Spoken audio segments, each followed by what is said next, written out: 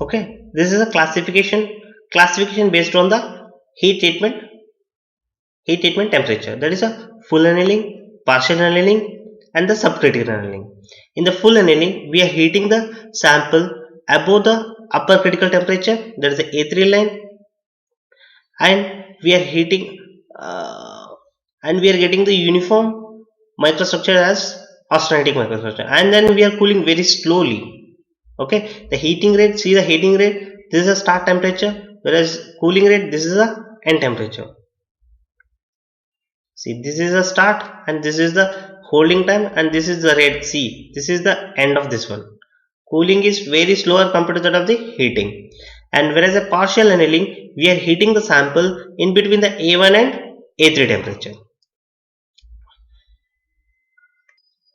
So third is a subcritical annealing. In a subcritical annealing, we are heating the sample below the lower critical temperature, that is a A1 temperature, but the holding time is more than as compared to that of the full annealing and the partial annealing.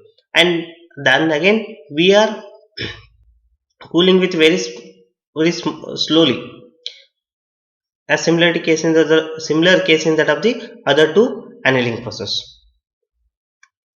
The subcritical annealing is only the thermal activated phenomena.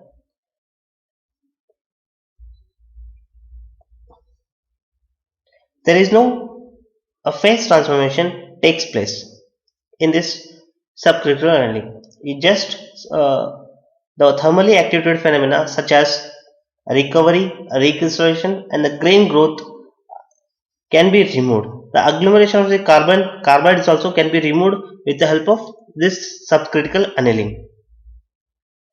And due to this subcritical annealing, the material become soft and the more ductile. That means ductility is regained.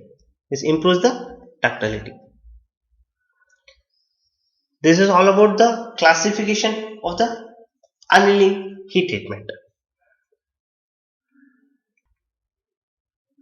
Next, annealing is full annealing. In this annealing heat treatment process, we are heating the sample. As I explained in the previous slide, a heating above the upper critical temperature, there is a A3 line for the hypoelectrode steel. It above this upper critical temperature,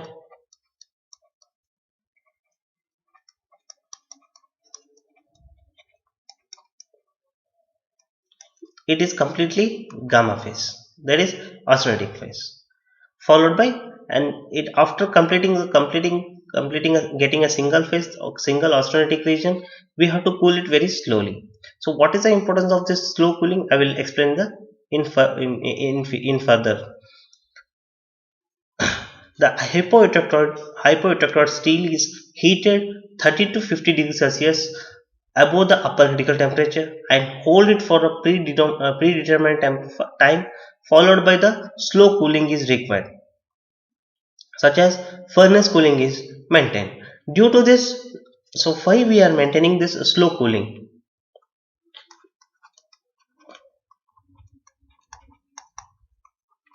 The slow cooling can be used to get the equilibrium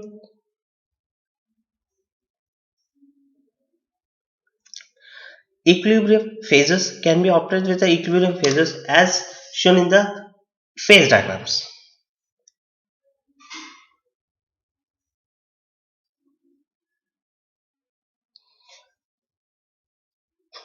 Due to such a slow cooling rate, the equilibrium structures as predicted in the phase diagrams are obtained in the steel.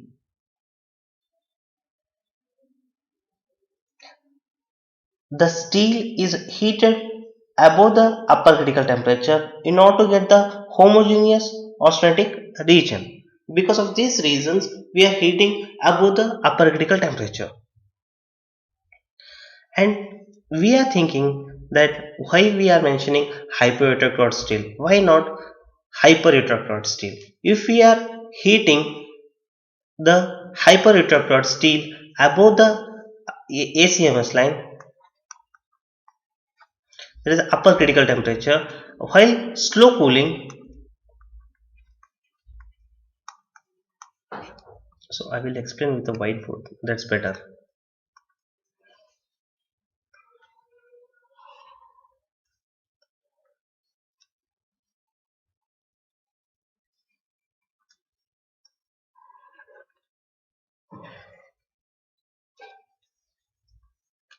This is ACMS line. Okay.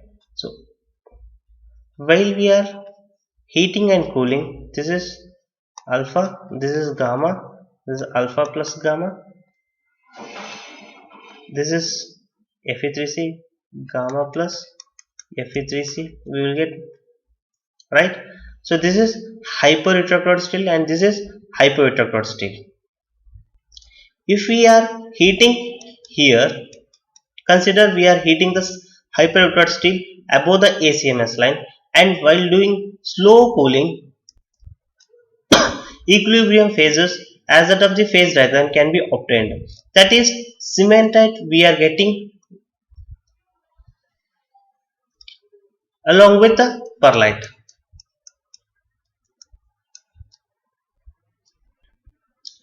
So cementite with a network like structures.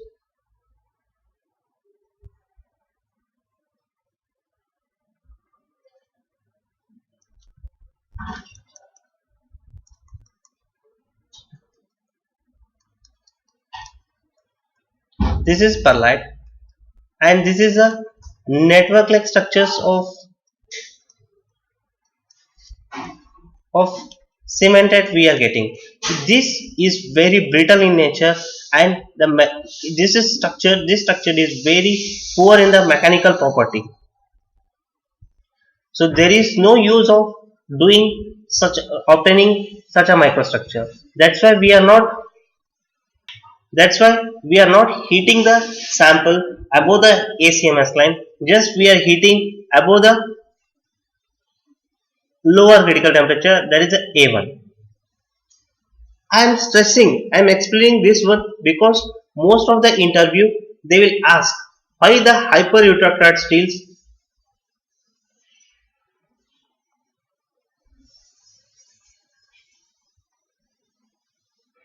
eutectode steels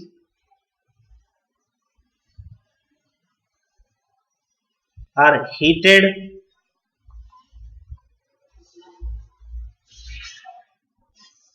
above A1 line, not A3 line. Sorry, ACMS line or ACMS or A3 line, anything. This is a very common question, okay, in all the interviews.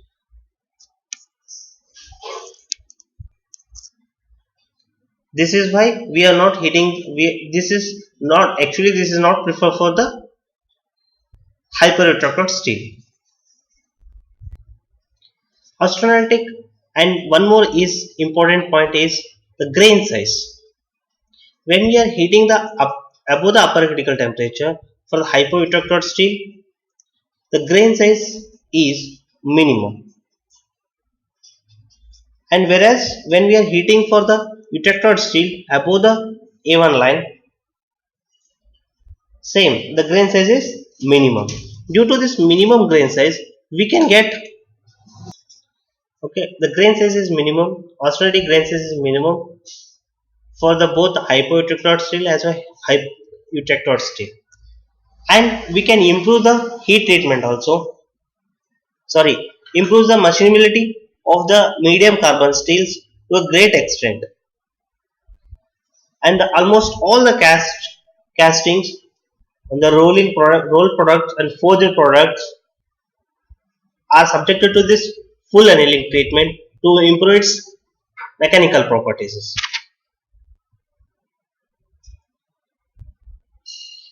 By refining its grain size and transforming from dendrites to the equiaxed grains to eliminate the segregated zones also. These segregated zones will act as a stress concentrated area. That's why we are removing the segregated areas and get the improved mechanical properties. Okay, this is the importance of the full annealing. This is very important heat treatment in the annealing process.